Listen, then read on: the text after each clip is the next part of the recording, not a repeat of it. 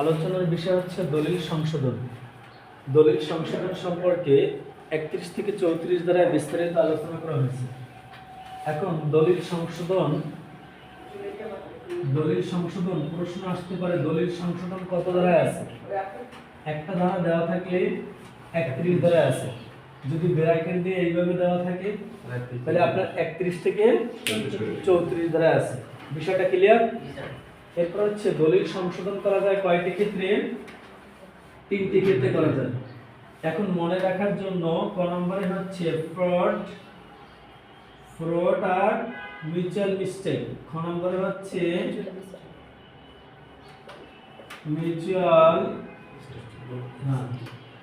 Mistake. Fraud আর mutual মিস্টেকে যদি দলিলের সত্যিকার অর্থ প্রকাশিত না হয়, দলিলের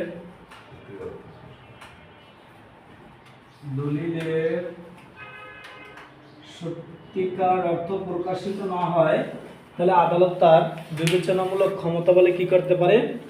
দলিল সংশোধন করতে পারে। লেখেন কেন আগে শুনেন। তাহলে দলিল সংশোধন প্রশ্ন আসতে পারে কি? দলিল সংশোধন কত ধারা আছে? 31 ধারায় আছে। দলিল সংশোধন সম্পর্কে সুনির্দিষ্ট পূর্তিকার আইনের কত থেকে কত ধারা আলোচনা করা হয়েছে? 31 থেকে 34 ধারা আলোচনা করা হয়েছে। দলিল সংশোধন করা যায় কয়টি ক্ষেত্রে? 3টি ক্ষেত্রে। এখন 3টা ক্ষেত্র কি কি মনে রাখার জন্য, ফ্রড মানে হচ্ছে প্রতারণা। দলিলটি প্রতারণার ক্ষেত্রে যদি প্রতারণার দলিলটি সংগঠিত হলে, আর মিউচুয়াল মিস্টেক হচ্ছে উভয় পক্ষের ভুল হলে। আর এই দুইটা কারণেই মনে রাখার জন্য আমি এভাবে টেকনিক করছি যে ফ্রড আর মিউচুয়াল মিস্টেকে যদি দলিলের সত্যিকার অর্থ প্রকাশিত না হয় তাহলে কি হবে? দলিল সংশোধনের আবেদন করা যাবে। মনে রাখবেন, দলিল সংশোধনের আবেদন করতে পারে পক্ষগণ, করতে পারবে। স্বার্থ সংশ্লিষ্ট যারা আছে তারা করতে পারবে। যদি প্রশ্ন আসে যে দলিল সংশোধনের আবেদনটা কে করতে পারে? পক্ষগণ করতে পারে, স্বার্থ সংশ্লিষ্ট পক্ষগণ প্রতিনিধিগণ করতে পারে, অথবা যে কোনো ব্যক্তি করতে পারে। 4 নম্বর অপশন হচ্ছে ক যোগ খ। কোনটা হবে? ক যোগ খ। যদি আপনার আবার প্রশ্ন আসে এই প্রশ্নটাই ঘুরাইয়া যে দলিল বাতিল করতে পারে কে কে, তা হচ্ছে পক্ষগণ করতে পারে, স্বার্থ সংশ্লিষ্ট প্রতিনিধিগণ করতে পারে, যে কোনো ব্যক্তি করতে পারে, নাকি কোনোটাই না? তাহলে আপনার অ্যানসার হবে কি? যে কোনো ব্যক্তি করতে পারবে। দলিল বাতিলটা মনে রাখেন, দলিল বাতিলটা যে কোনো ব্যক্তি করতে পারবে, যে কোনো ব্যক্তি। সেটা আমরা একটু পরে পড়ব, সেটা আমরা ক্লিয়ার হব। কিন্তু এই প্রশ্ন এখানে একটু ঝামেলা হয়, এই জন্য এটা আগে ভেঙে দিতেছি। দলিল বাতিলটা যে কোনো ব্যক্তি আবেদন করতে পারবে, কিন্তু দলিল সংশোধনের আবেদনটা করতে হইলে আপনাকে পক্ষ হইতে হইবে, আর স্বার্থ সংশ্লিষ্ট যারা প্রতিনিধি আছে তাদেরকে এই আবেদনটা করতে হবে। বিষয়টা ক্লিয়ার? তবে একটা শর্ত আছে এখানে। শর্তটা কি? দলিল এখানে শর্ত হচ্ছে তৃতীয় পক্ষ কর্তৃক মূল্যের বিনিময়ে অর্জিত অধিকার আদালত সংশোধনের ক্ষেত্রে বাতিল করবে না। আইনের ভাষায় লেখা আছে তৃতীয় পক্ষ কর্তৃক মূল্যের বিনিময়ে অর্জিত অধিকার আদালত হস্তক্ষেপ করবে না। এই হস্তক্ষেপ নিয়ে আমার ঝামেলা হয়েছিল আপনাদের টেবিলে থাকা অবস্থা। হস্তক্ষেপ তো বুঝি না, তবে হস্তক্ষেপ মানি পাইলাম এটা বাতিল। কথা বুঝছেন? তাহলে কি বলছে যে তৃতীয় পক্ষ কর্তৃক মূল্যের বিনিময়ে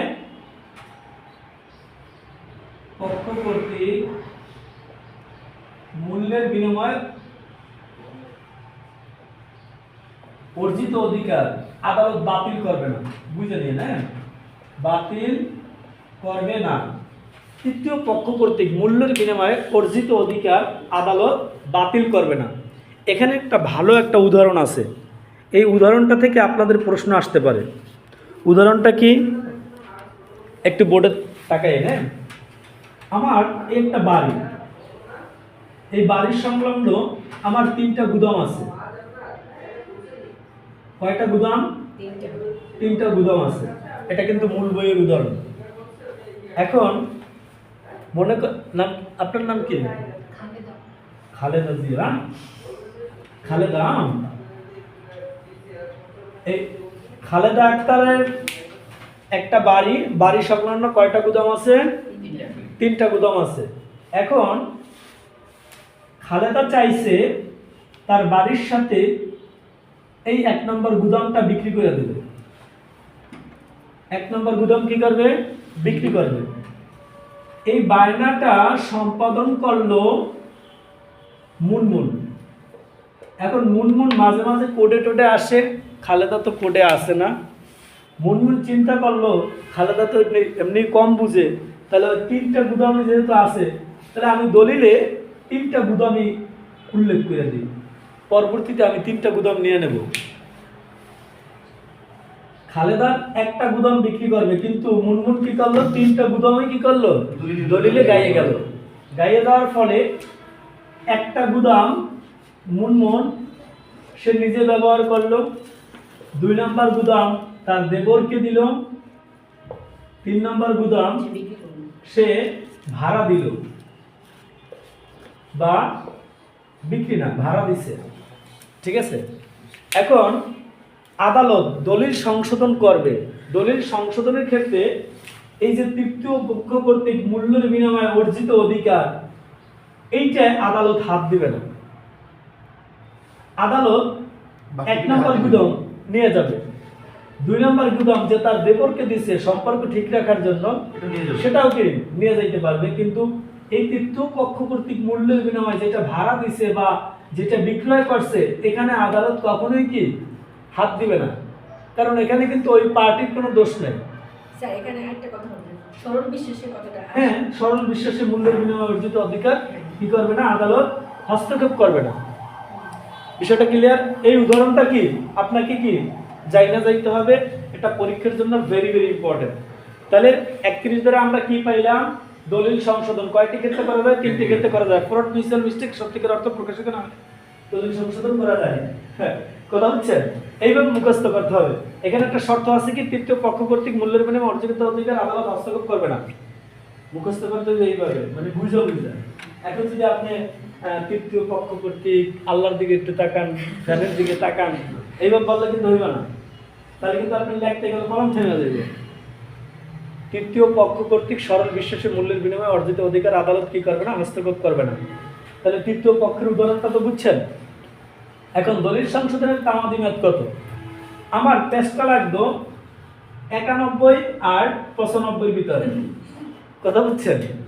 দলিল বাতিল হচ্ছে 91। এখন আমি ধরতাম যেটা প্রথম সেটা হবে 95 আর 96, কথা বুঝছেন? তামাদি মেয়াদ হচ্ছে 3 বছর। তামাদি মেয়াদ কত? এটা কোথায় বলা আছে? দুইটাই 3 বছর, কিন্তু আর্টিকেল তো ভিন্ন। হ্যাঁ, 95 এবং 96 অনুচ্ছেদ মোতাবেক কয় বছর?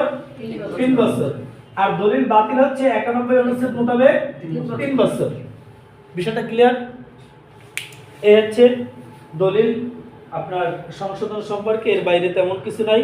তবে দলিল সংশোধন করতে কি আদালত বাধ্য নাকি তার স্বেচ্ছাধীন ক্ষমতা? এখন স্বেচ্ছাধীন ক্ষমতা এটা কোথায় বলা আছে? কোথায় বলা আছে এটা? এটা বলা আছে 22 ধারা। 22 ধারা পড়েন নাই? ক্লাসটা পাইছিলেন? আচ্ছা, এই দলিল সংশোধন যে করতে পারে, এটা হচ্ছে আদালতের স্বেচ্ছাধীন ক্ষমতা। এখন এখানে আরো একটা প্রশ্ন আসে যে দলিল সংশোধনের তামাদি মেয়াদ শেষ হলে আপনি কি মামলা করবেন? দলিল সংশোধনের তামাদি মেয়াদ শেষ হলে আপনি কোন ধরনের মামলা করবেন? তা হচ্ছে ঘোষণামূলক মোকদ্দমা দায়ের করবেন। আর হচ্ছে 31 ধারায় কয় ধরনের দলিল সংশোধন করা যায়, এখানে কয়টি ক্ষেত্রে দলিল সংশোধন করা যায়, কয়টি ক্ষেত্রে। যদি প্রশ্ন আসে কয়টি ক্ষেত্রে, তাহলে কয়টা ক্ষেত্র?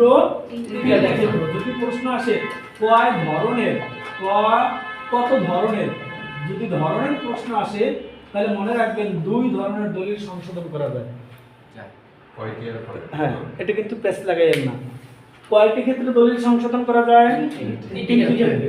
আর কয় ধরনের দলিল সংশোধন করা যায়? 2 ধরনের। একটা হচ্ছে লিখিত দলিল, আর একটা হচ্ছে লিখিত চুক্তি। বিষয়টা ক্লিয়ার? এর বাইরে, হ্যাঁ, এর বাইরে আর দলিল সংশোধন না।